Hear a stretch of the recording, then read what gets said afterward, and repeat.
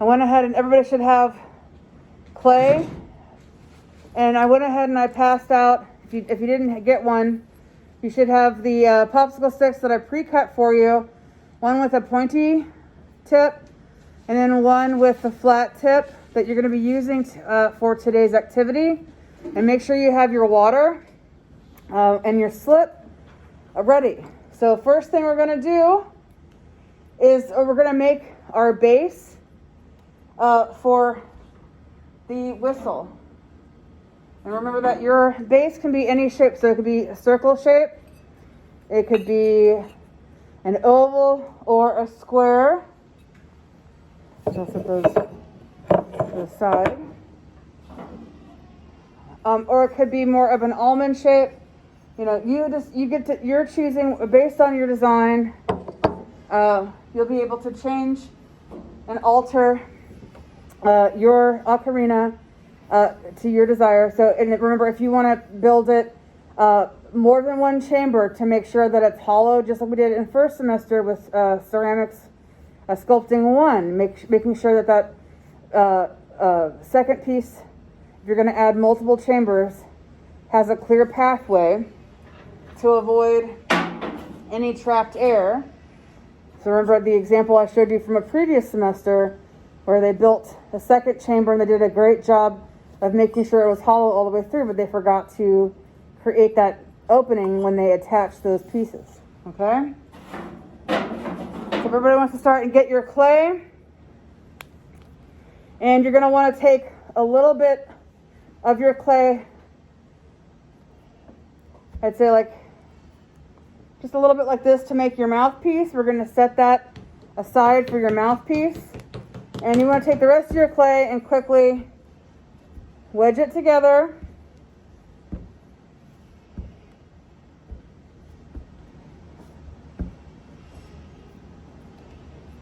And you want to we're going to break a little bit more off for a slab, the part of the base, and we want to have the majority part in the ball. We're going to quickly put that together, and we're going to make a pinch pot the same way we did first semester. So you want to take the rest of your clay and a ball. Remember, we have a small piece for the mouthpiece set aside, some more clay for the base we set aside or in our bag, and you should have a handful of clay just like this. Remember when we did our first project in sculpting 1 to make a pinch pot. So in your less dominant hand, you're going to put the ball of clay that you've quickly wedged together and take your thumb, and in the middle you're going to push down gently and slowly rotate, and you're going to be creating a pinch pot, just like we did first semester for the pinch pot animal, for your trinket bowl.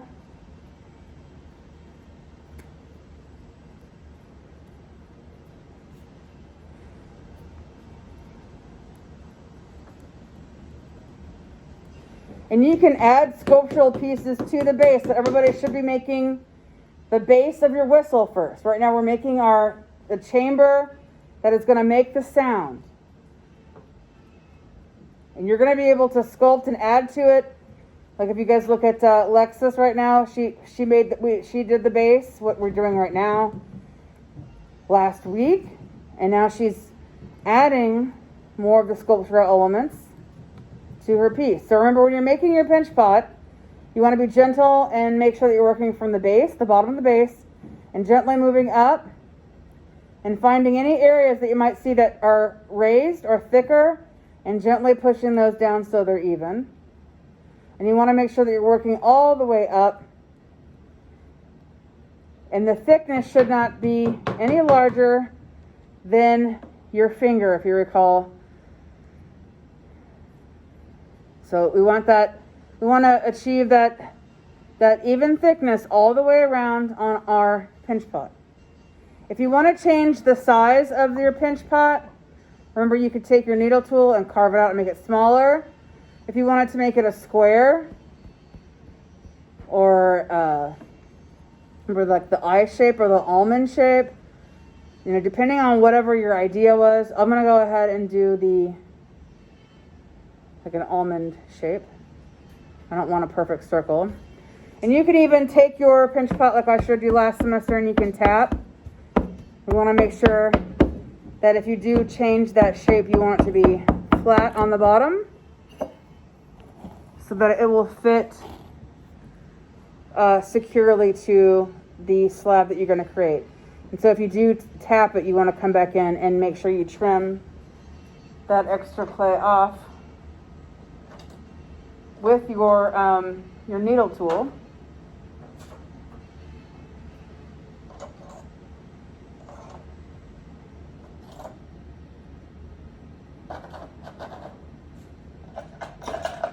And I do have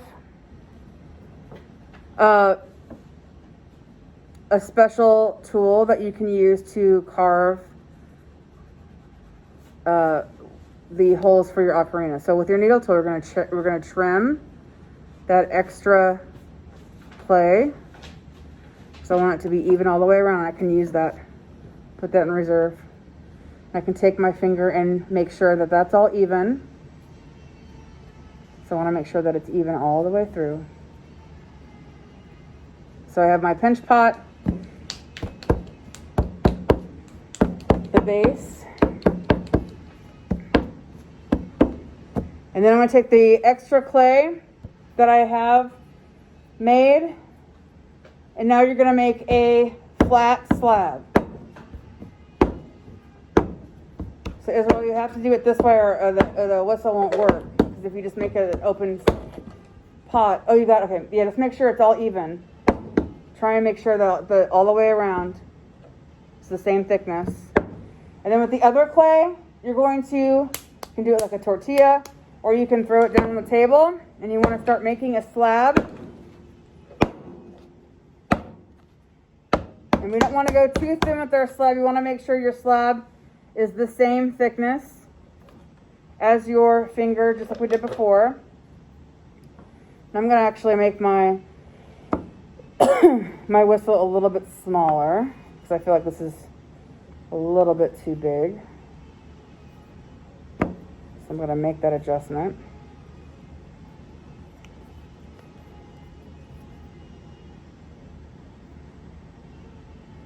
So remember to make it smaller. You cut the pizza or pie shape out, and that will help you.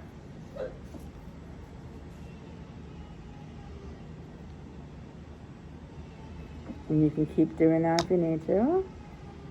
Just remember to scratch and attach those pieces together and use water.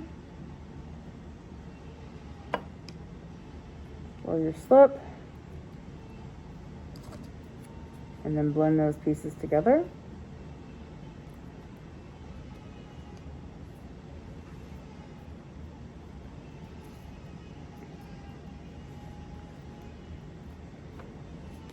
And this is really the hardest part. So don't get frustrated if you have difficulties with it, because I'm here to help you fix it. There we go. So you should have your pinch pot and the slab for the base that's going to connect.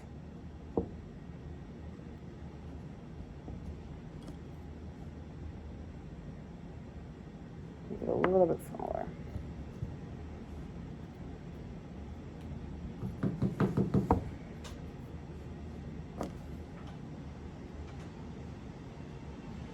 Does anybody need help? So, like, for the sketch, so I'm thinking about, like, doing, like, small, like, I want to do multiple of them, but, like, not too small, but, like, shells. Okay. I want to do, like, different kinds of shells. They still have to be, you still have to make one, like, it's going to be like a pinch pot shape. Oh, I have to make. Mm-hmm. Because you're making the chamber for the music. You could also make the basic shape and then add shells to it so it looks disguised. I think I had an example in the slide that showed So, like a bouquet of flowers somebody made. Oh, like here. Like, see the wolf? They added the shape too. Like, this is the base and they added stuff to it. Okay. So you could do a base and then add shells to it. But it's shell like itself kind of like, but was smaller. Had like a smaller chamber right here and like you blow into it right there. And like Yes, you can do that. you know, what? We still want to make the base, okay? So just like we did the pinch pot last semester. So you're going to make your pot. Then you need to have a slab that fits together. Like this. Okay. And then make sure that it's the same thickness. So once you get your pinch pot made, making sure that it's the same thickness, you can alter the shape any way you want. And then you need a slab with the rest of your clay. Once you get your, here, you guys look up real quickly, see they have the pinch pot and your slab, and then you're going to put them together and then take your needle tool and you're going to trim the excess. So you're going to take your pinch pot, put it to the slab, and then with your needle tool,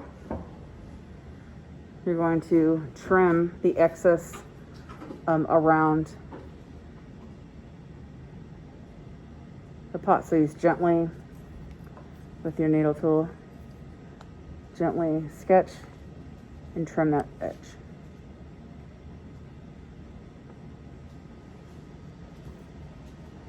So the excess comes off and this lines up with your design. And if you need more clay at any time, you can get it. There's plenty of clay for you. So you can see here, the pinch pot lines up with that slab. Everybody see? So I trimmed, Israel, see I trimmed the slab and it lines up with my pinch pot. Okay? So once you get that done, then you're gonna scratch and attach. If you don't have your fork, I recommend using your fork. It's honestly the best one. You want to make sure you have that tooth so it locks in place. We want that to get that zipper effect. So you're going to take your fork or your blending tool and you want to scratch, or your needle tool, and you're going to scratch up that edge. We want to go in both directions to get that hatching crisscross tooth texture, and this will help make sure that our pieces do not slip apart and pop off. So scratch evenly, and then on this side we're going to scratch all the way around here as well.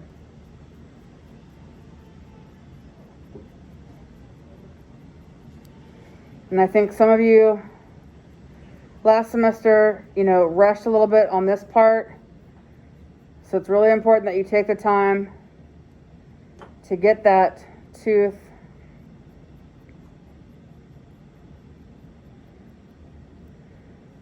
established on your piece. So you have the tooth like that, and we're going to take our slip and we're going to lightly cover both pieces and then attach them. Yep, that's the right one. Attach them together, and then with our blending tool, we're going to blend the two pieces together so it becomes one piece. And we want to be careful not to push in, be gentle. Don't push in too much because it's going to make your the chamber of the pipe collapse. All we're doing is we're trying to make this fused into one piece.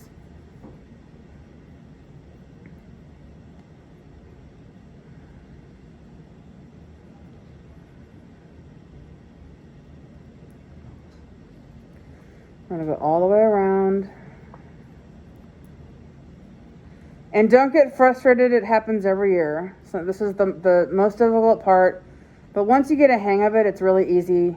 And like I said, it's usually a popular project that people want to make multiple whistles. Huh? Yeah, anytime. Come on up. This is an advanced class, so you can actually take as much clay as you need. If you want to make, whistles are usually small, just to help us recall techniques and get our feet wet. So you have your piece made. Okay? You're gonna set that to the side. And now we're gonna make our whistle base. Mouthpiece.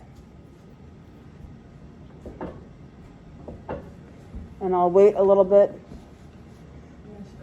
It's okay, I'll help you, don't worry. Just make your pinch pot and your slab. And I'm just going to keep going for the demo, but I'll help you guys in a minute, okay? So to make the base, I kind of wedged my extra clay back together, and I'm going to break off a piece. And you don't want your mouthpiece to be too long. We're going to roll it into a coil, and you can make your coil. You want to think about, you don't want to make it too thick. And you also don't want to make it too thin, because you want to think about, establish a good base that you'll be able to fit into your mouth to make that note. And so this is pretty much a good size, which is pretty close to the size of your finger. You can keep it round, or you can tap it onto the table, just like we did last semester. If you want to make your coil more of a